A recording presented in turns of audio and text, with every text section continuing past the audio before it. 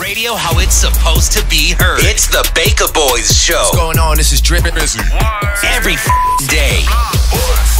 There I am. Welcome to the show, Sal. Thank you for coming in this morning. We're very excited for you. You have a brand new show coming up here, and I'm going to say it in Spanish because I just learned this. All right. Hold on. Let's see. Let's see here. I wrote it down. Okay. Verano. No. Negro verano. Verano negro, you got Verano it. negro. Yeah. All That's right. not bad. It doesn't sound that good when you say it again. I know. I've screwed it up already. Damn it. Black Summer is the name of it. It's coming up on Netflix. It starts on the 11th here. Yeah, April 11th. And how long does it take you to film? Is this like an entire series? Is this a short? It sure is. It's a whole series. It took us about 3.5 months to shoot this one. Okay. That's just shooting wise.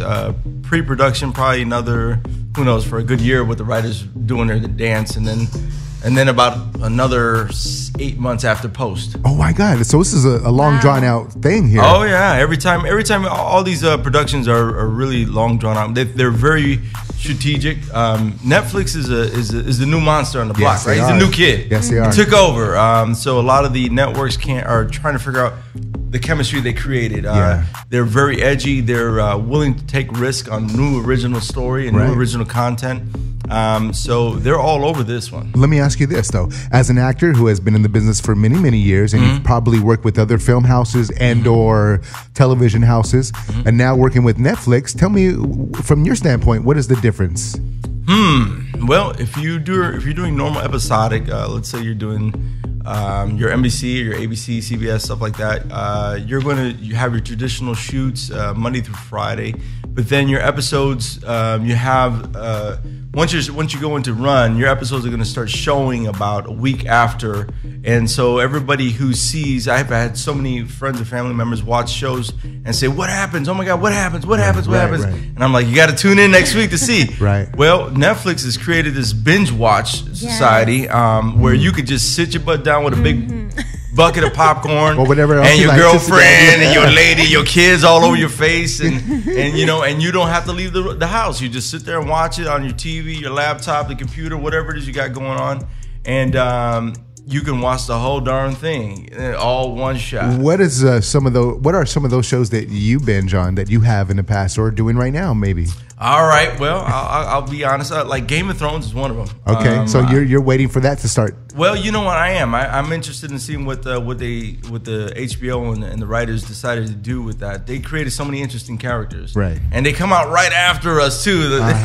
HBO, you guys are slick. And I just saw my guy on SNL. I love my Narcos. Okay. I think I binge watched. It was so funny. You know how you stay away from a show for a long time? Right. And you got to go back. Right. And then you're just like, you know what? I don't want to see it. I don't want to see it. I don't want to see it. And then finally when you sit down and watch it, Narcos did that for me. I waited like 4 seasons. I think I was about to go and do the show. And then I was like, maybe I should watch an episode. And maybe to get a little caught up in what I'm going to be walking into here. Yeah. And then my good friends on it, like Louis was on Luis Guzman, he was on the Narcos, and he kept saying, "Papa, what do you think? Is it good? Do you like it? Is it great?" I said, "Man, I haven't even seen a darn thing about it." But, oh man, yeah. You got a lot of friends in the industry?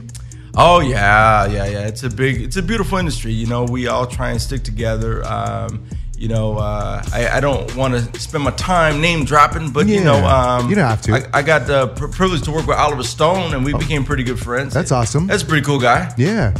That's awesome. Did you learn a lot of things from that experience, or just hanging out with them, talking? Yeah. You know, I mean, just watching somebody like that work. You know, he's kind of like the mecca from the beginning to the end. He knows how to take the novel to the adaptation to a screenplay, to take it to the screen, to build the cast, to pre-production, and you know, before you know it, you know, Sony, Universal, everybody's in there, and $100 million later, you got a film, and he's just sitting there smiling, and you're like, what are you doing? Yeah, for sure. So Black Summer is about zombies, right? Woo, yeah, it is. Are zombies, or like the whole zombie genre, is that something that you've been interested in for a while before that? Zombies fascinate.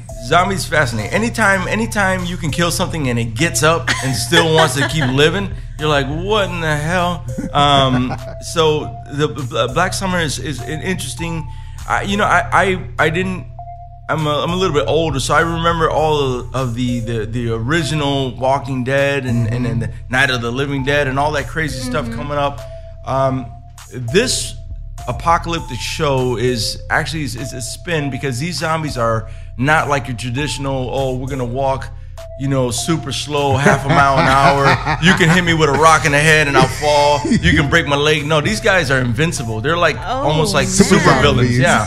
And you got to run for your life. You got to run. You don't want to fight one of these guys. Oh man. Yeah. So we can expect a lot of action. Oh my God. Yeah. A lot of bloodshed. A lot of car accidents. A lot of people flying in and out of cars. A lot of people getting thrown across the room. Ooh. I mean, it's pretty wild, you know. And more importantly, this show itself is very in tune in with the characters, how you would deal with when the apocalypse does really happen. Yeah. How do you react? You know. So is the apocalypse something that you think is going to happen?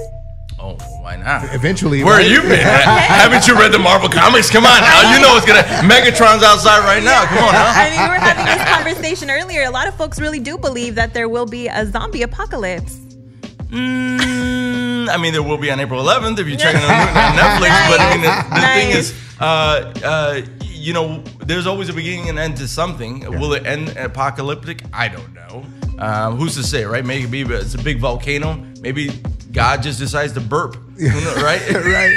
And boom, just like that, we're gone. We're sitting with Sal Velez in the studio with us 26 past the hour on Tuesday.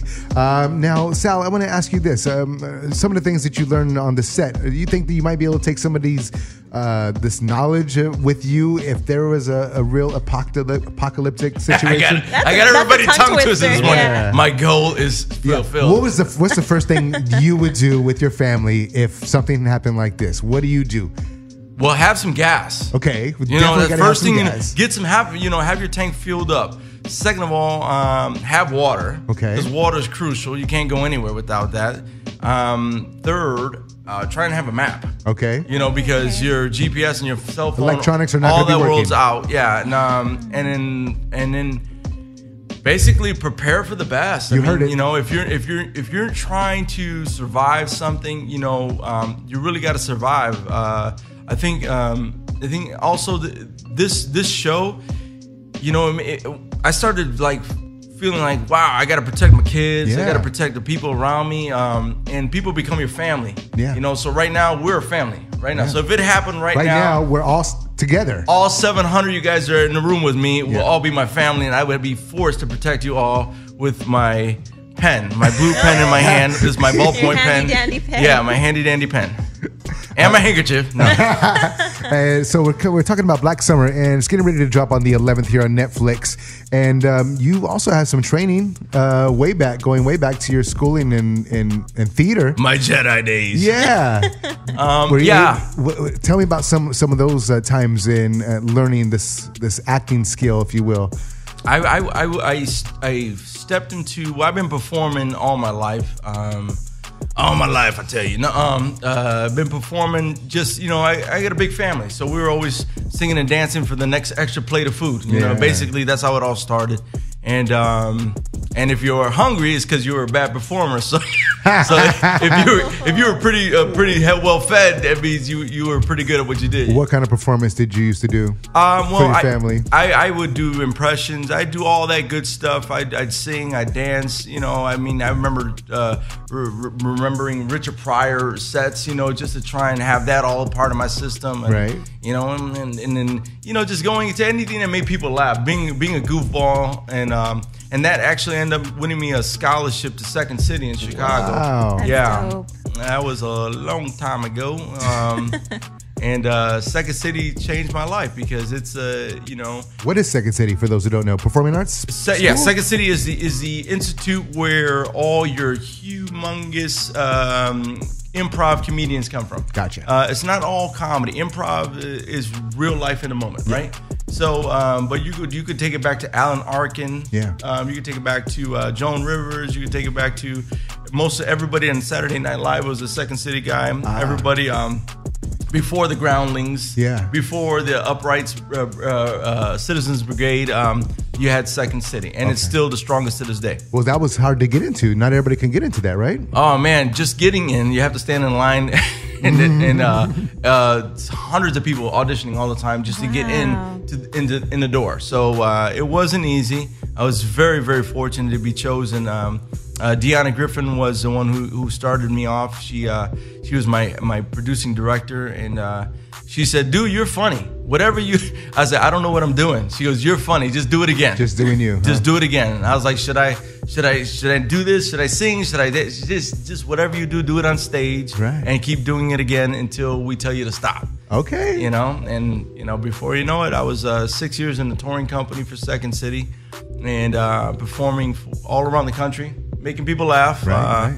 Some of my alumni, Lamone Morris from New Girl. That was one of my guys. Him and I did it all together. Nice. For scholarships, guy. Awesome. So are you excited about the series to come out? I am very excited. I think that audience is really going to get a big surprise. And this is going to be different than Walking Dead or anything like that, because like you said earlier, the slow zombie thing is over. This is the super zombie time now. Yeah, and you know what? I hate using the word zombie because this is more about the infection that happened before. Okay. So imagine everybody's zombies, and then imagine the summer before. Okay. So it's an infectious plague that takes over the world. Nobody knows what the hell it is. Nobody knows how Where to cure it comes from. No one knows how to run away from it. No one knows who has it. Great. And within seconds, that's all we need. Yeah. Within seconds, you are trying to find yourself surviving. Okay. Yeah. Well, let me ask you this, because you go through these experiences, and we all go through life experiences, but sometimes they stay with us. Okay. And then we have nightmares. All right. So have you going Morgan Freeman on me now? have you woken up in the middle of the night and thought that you were actually in the film or something was happening to you? Ooh, good question. Good question. Well, I can tell you this much: I was in Canada shooting this darn thing for a long time, and I remember being in my hotel, looking out at the 11th floor, and we had a scene. In the movie, when you guys watch on April 11th on Netflix, yes. But we had a scene where we were dealing with the towers, the high rises, and there were people falling off the roofs, and I just remember how high that was when I was on the bottom watching them fall, and then when I'm in my hotel and I'm on the high rise at the roof, I'm like, golly, look at this thing, I'm looking, everybody looks like ants down there, so no, other than that, I try to just like, sleep it off, and then I'm done. The next day, it's like, give me some coffee. Before you're gonna kill me, give me some coffee. That's it. As long as the coffee's good, I'm good for the day. Your character in this series, you have a family. Yeah. Boys, girls, young, older. I have two daughters. They're in Texas, and they are. That's where change my dialogue a little bit. And my character William, he is just trying to get to them. That's all it is. Everybody's trying to get to somebody, get to her family, get to this and that. Yeah. But he's really trying to get to them because he's living a conflicted life. I think that we're in William's case, living life, trying to do the right thing all the time. But never seeing the payoff at the end. Yeah. You try to live like a Christian. You try to be a good man. Try to be a father to his kids. Try to help the fellow man, and he feels that the apocalypse is part of like the punishment that the world deserves. Right. And he's part of that too. He just feels like he deserves it. Exactly. So he's ready to die if he has to. But the one thing he's not going to do is he's not going to let the person that he loves the most die before he does. Awesome. Yeah. All right, man. Well, thanks for coming in and letting us know about the series. It's the 11th. It happens. It's called The Black Summer. Black Summer on Netflix. On Netflix. And you go ahead. Oh no, I want real quick. I want to say some names. Yeah. And then and you guys know I love you. So we're gonna go with Ebony, Salvi, Jada, Kelly, Love. Talk to y'all later. And if they want to follow you on social media. Oh yeah, social media. Well, let me figure this out. I guess is that my handle? Yeah, at Sal Velez Jr. Instagram. At Sal Velez Jr. All one word, baby. Get it right. Right. yeah, you can't mess that up. Besides, you'll see my face. If you notice all the big gray hairs, that's me. Ah, brother. I'm like a wolf. We call it established. All right. Seasoned is also I am a nice seasoned. word, right? I'm very flavored. Well, we look forward to seeing you in the series and look Thank forward you. to you to come on back when the next thing happens for you. Thank you very much. Thank you guys so much. Yeah. Beautiful set here. I appreciate it, man. Can't The believe sun- it. the sun's They have live parakeets here. Radio how it's supposed to be heard. It's the Baka Boyz show. What's going on? This is Drip. Every